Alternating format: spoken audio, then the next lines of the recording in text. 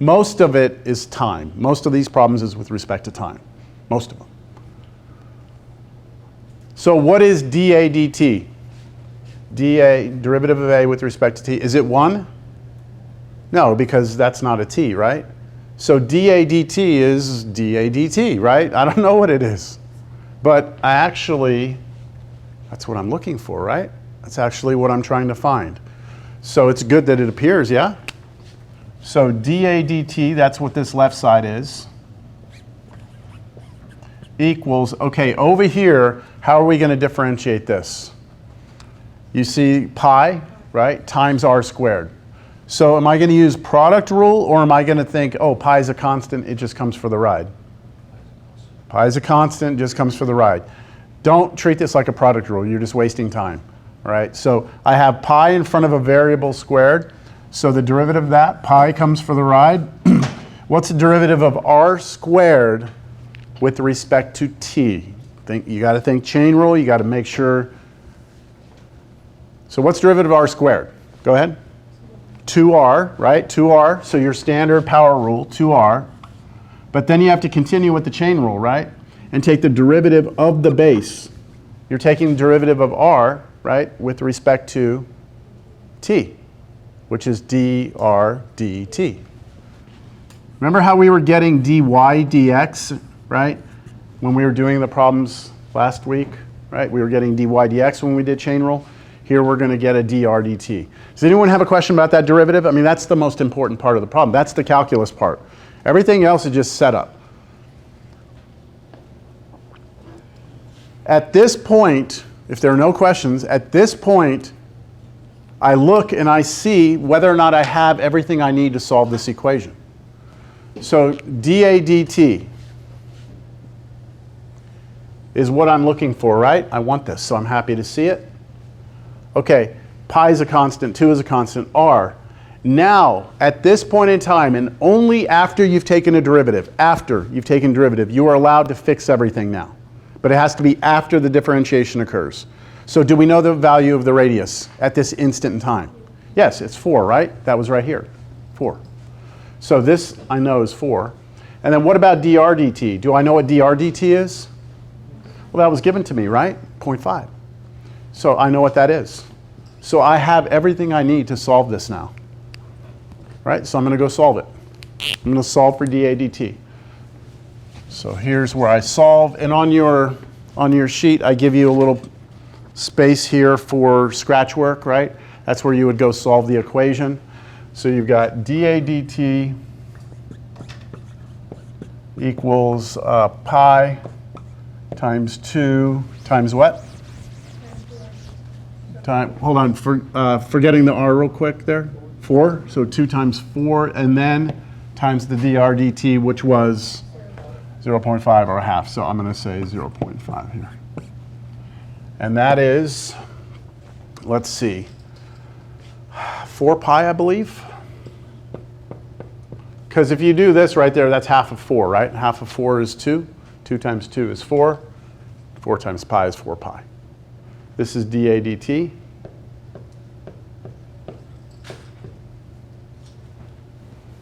Okay with this so far? I'm not quite done. I need a unit or units in my answer, all right? Because this represents how fast the area is changing with respect to time at exactly that instant in time. So the way that I look at units is this. I look at this right here and I think about what the unit of A and T is. Well, T is time, right? And in this problem, time has been measured in seconds. So I'm going to put here per second. The top is area, right? And here in this problem, weren't we measuring like the radius in feet? So area would be represented as feet squared. Because if our original unit was feet, measurements of area would be feet squared. Measurements of volume would be feet cubed, right? So on top, I put square feet or feet squared per second. That's your answer. So if you have a circle where the radius is growing at half a foot per second, then the moment that the radius of the circle is 4 feet, the area is growing at exactly 4 pi square feet per second at that instant. An instant later, this number changes, okay? If you go to like, you know, when the radius is 5, this will be a different answer. If you go to when the radius is 4.2, it'll be a different answer. There's a specific rate for every instant in time. Just like on a function, we have a tangent line at different points. Every point has a different tangent line. These problems have a different answer at every point in time. Make sense? We should do another one, yeah?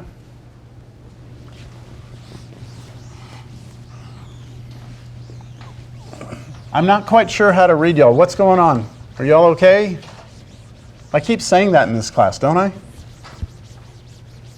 Y'all did fine on the test, so I guess we'll just keep going, huh?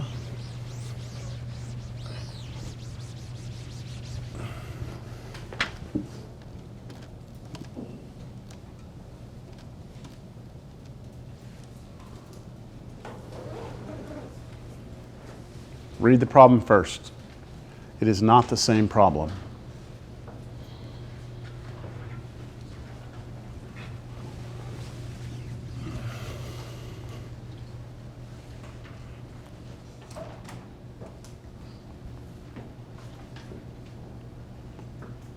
So we have a circle, right? It's growing again.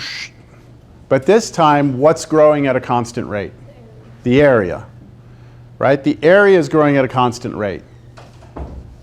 So what we want to know is when the area is exactly 5 square feet, how fast is the radius growing? I'm going to show you the animation of this because it's different than the picture or the one we just looked at. On this one, if you look at this number here, this number is growing at a constant rate, the area. The radius, on the other hand, is not. Let it start over. Watch in the beginning how fast this number grows. The 5 right now, watch it. Here it comes. In the beginning, it's 1 already, then it's 2, and now it's taking a little longer. 3, it's taking a little longer, right? 4, and now it's taking longer. 5, right? So, but the area is growing at a constant rate. This area is, but the radius is not. It's slowing down. Yeah?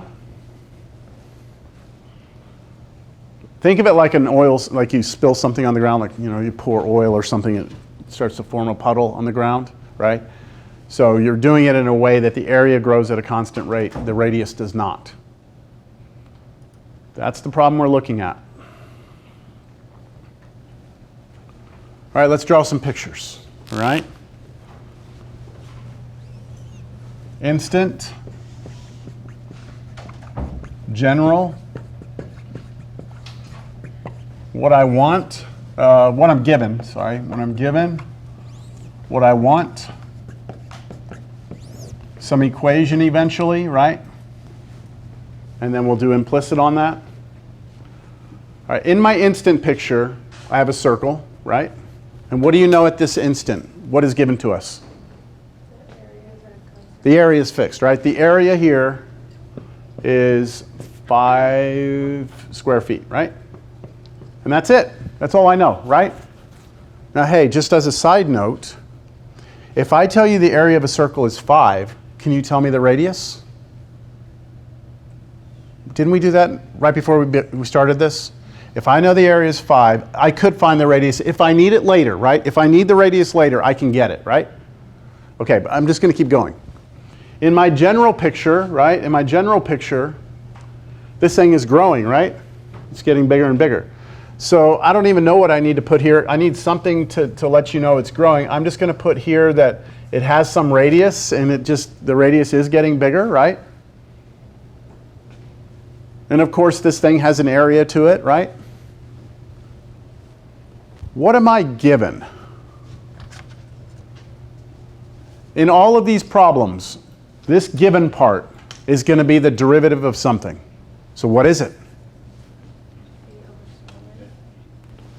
If the area, right, of a circle is increasing at a constant rate, rate means derivative, I'm given the derivative of the area to be 1/5, right? So how do I write that? dA, d capital A, dt, like that, dA dt. And what is it? What's the value they gave us? 1/5. 1/5. Got it? The rate of change, that first sentence is saying that basically your area is changing at that rate. So dA dt is 1/5. Okay, read it. What do you want? Well, then, how fast, that's a derivative. How fast what? Is its radius, right, increasing? That means we want dr dt.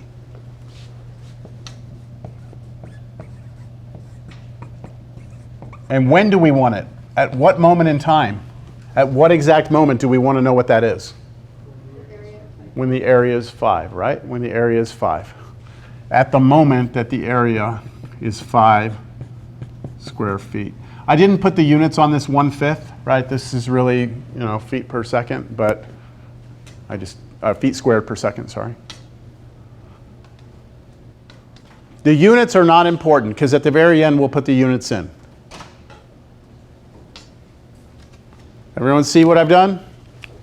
Instant in time, general picture, what I'm given, what I want at the moment I want it, and now I need an equation. And I need to connect what variables together? You look over here at these two things, you look in the numerator, you need to connect this variable and this variable. Same formula, right? Area is pi r squared.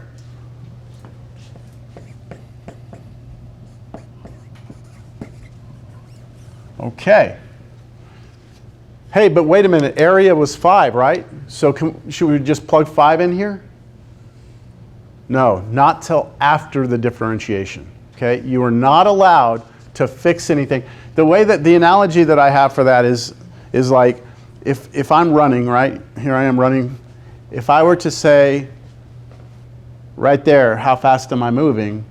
Well, if I'm frozen, I'm not moving, right? The only way to actually talk about it is if I'm running and I say, okay, right there. When I snapped my fingers, how fast was I running? See, I never fixed anything in time.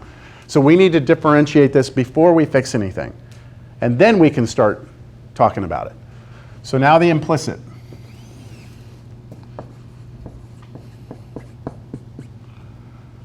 I'm going to differentiate both sides of this with respect to what? T again, right? Because the little t is in the bottom. We've done this already. Isn't it going to be the exact same differentiation? You're going to have the exact same thing, right? Left side's dA dt. The right side is pi. The 2 comes out, 2r, then dr dt. All of that is exactly the same as the previous problem, right? Same equation, same differentiation.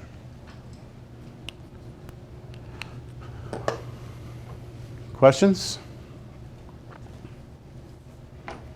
Now I like to look at that and make sure I have everything I need. dA dt. Am I happy to see this or not? Yeah, because that is actually given to me, right? So I'm happy, I'm good. This is good. All right, pi is a constant, 2 is a constant. How about r? Do I have r? I'm allowed to fix everything now.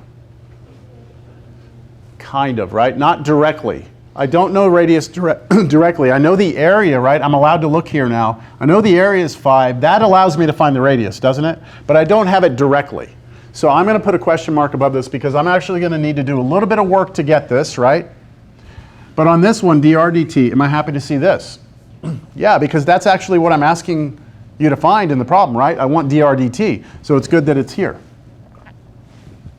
So we have one thing we need to figure out right now, and what's the radius? And I come back over here and I say, well, look, if the area is 5, I know that the area is pi r squared. Then I can divide both sides by pi. And then I can take the square root on both sides. So the radius would be the square root of 5 over pi. And I didn't take the negative, right? I didn't take the negative because the radius can't be negative. We good or no? Just remember, nothing gets plugged in. You're not allowed to look at this picture until after the differentiation has happened, all right? Then you can. So now I'm going to solve my equation. I'll do it right here.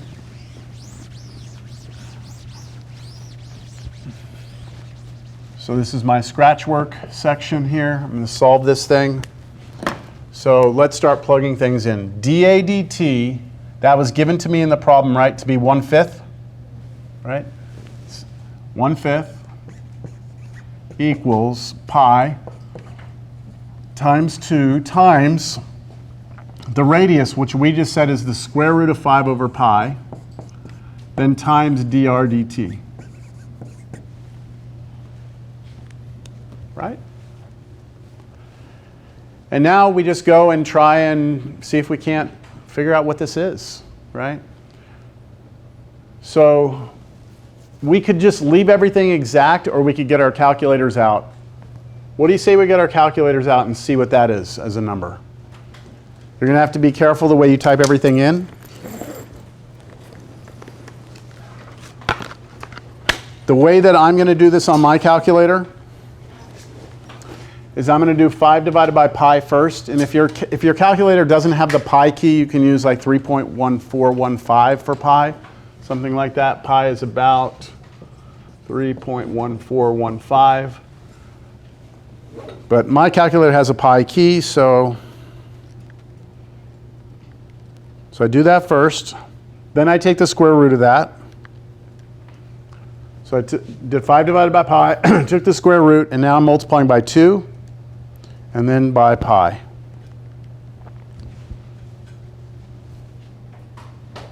So I get on the left side, and this right side is 0.2, if you get that as a decimal, is equal to, this is about 7 point, I'm going to round 2 decimal places, 93, and this is dr dt. Anyone else get that by chance? Yes? Okay, so this is 7.93, this is 0.2. I'm trying to solve for this, so let's divide both sides by 7.93. So 0.2 divided by 7.93 is approximately 0.025, is approximately dr dt.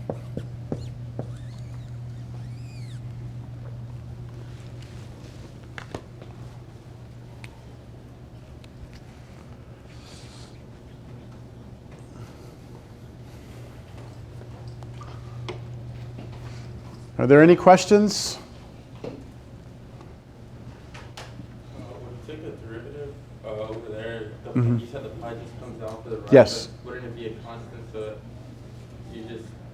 wouldn't it be 0? If the constant is by itself, yes. Right? So the derivative of a constant alone is 0. But if the constant's in front of some function or variable, then the constant comes with us. Okay. Like think about this. If I ask you to take the derivative of 3 sine x, right? What you do, because the 3 is attached to the sine function, you just say that's equal to 3, and then you multiply times the derivative of sine x, which is cosine x. So your answer is 3 cosine x.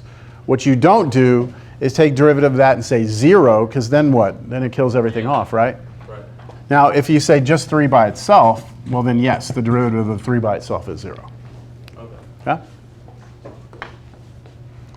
All right, so we've done 2 of these, right? They both have involved circles, just to keep things simple, right? Let's see what the next one looks like.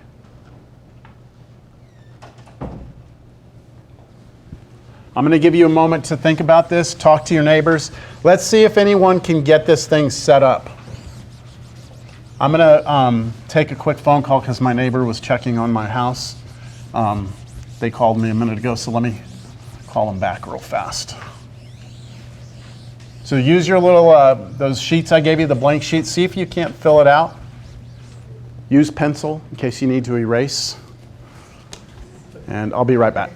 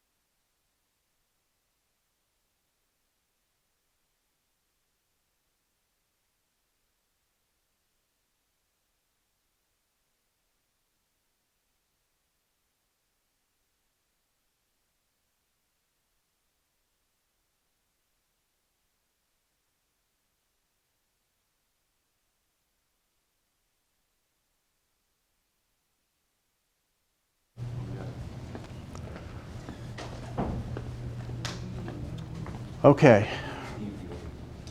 Any progress? Yeah? Let me start drawing my pictures and seeing if y'all are getting this as well.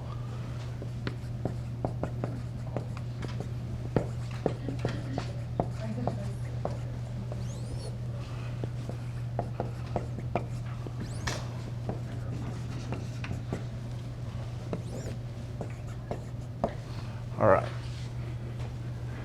Radius of a sphere is increasing. So we have a sphere, right?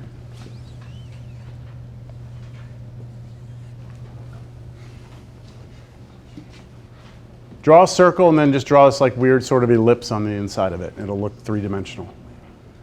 Radius of a sphere is increasing at a constant rate. How fast is its volume increasing when the volume is 36? So the instant in time is when the volume of this is 36 pi. That's the instant I'm talking about. The general picture is just some sphere, right?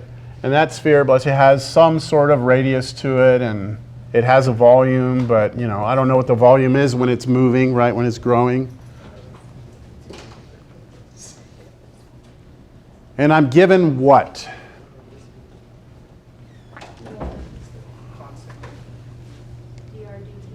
dr dt. If the radius of the sphere is increasing at a constant rate, the radius is increasing at a constant rate, then I'm given the change in radius with respect to time, that is 2 feet per second. Right? 2 feet per second. And then I want something, right? I want how fast its volume is increasing. So I want dv dt. And I want that at exactly the moment that the volume is 36 pi.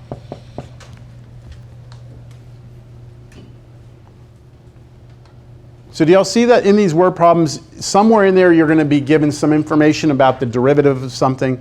You're going to be asked for the derivative of something at a specific instant in time. Right, a specific moment.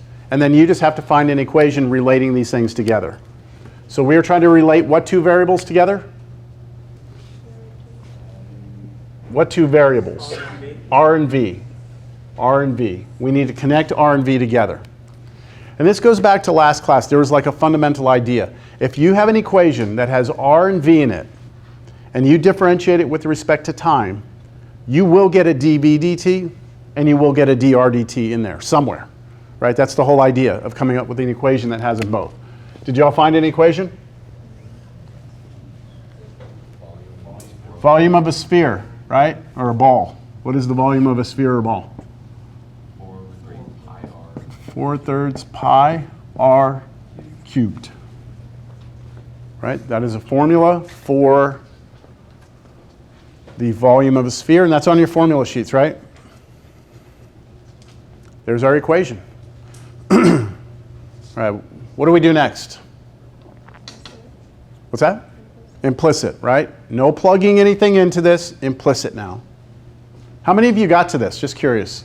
Oh, good, good. All right, let's do our implicit. Okay, on the implicit, I take the derivative on the left side with respect to t, which is just dv dt, right? That's what the derivative of v with respect to t would be. On the right side, 4/3 is a constant. Pi is a constant. Because it's attached to the r cubed, it'll come for the ride, right? The 4/3 pi is just going to come with me. And now really I'm just focusing my attention on the derivative of r cubed, which would be 3r squared first, right? 3r squared first. But we're not done. What also needs to be next to this? dr dt. Right? That's your chain rule. And now you go and inspect this thing and make sure you have everything you want. And so dv dt, yes, I want that, right? So I'm happy to see it. Dr dt, I'm given that, right? I'm happy to see that. Do I know what the radius is? Not directly, do I? Not directly. But I don't know this right away, but if I come back over here to the instant time, see now I can look at this because I've differentiated. I can actually find the radius based on this. Because this is 4/3 pi r cubed, that's the volume, must be 36 pi, right? That's what this is saying? That this formula for volume must equal that. And so I should be able to solve that for r. How would you solve this for r? How about divide by pi first, both sides? And then how would you get rid of that 4/3? There's a couple of ways to do it. You divide by 4/3, or what I prefer, multiply both sides by 3/4, the reciprocal. Or you could say divide both sides by 4 and then multiply both sides by 3. No matter how you do it, you should be able to get this. Let me see. So here's how I do it. 4/3 r cubed equals 36. I multiply by the reciprocal so that this just becomes a 1 there, and you get r cubed equals, and then over here, I would divide this by 4 first. So 36 divided by 4 is 9 times 3, 27. So some number cubed is 27. Cube root both sides, r is 3.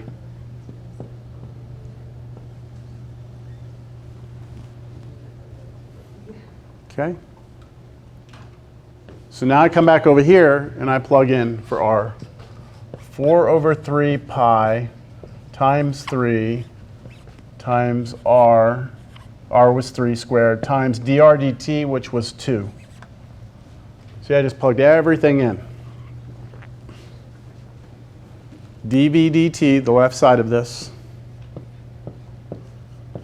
equals that.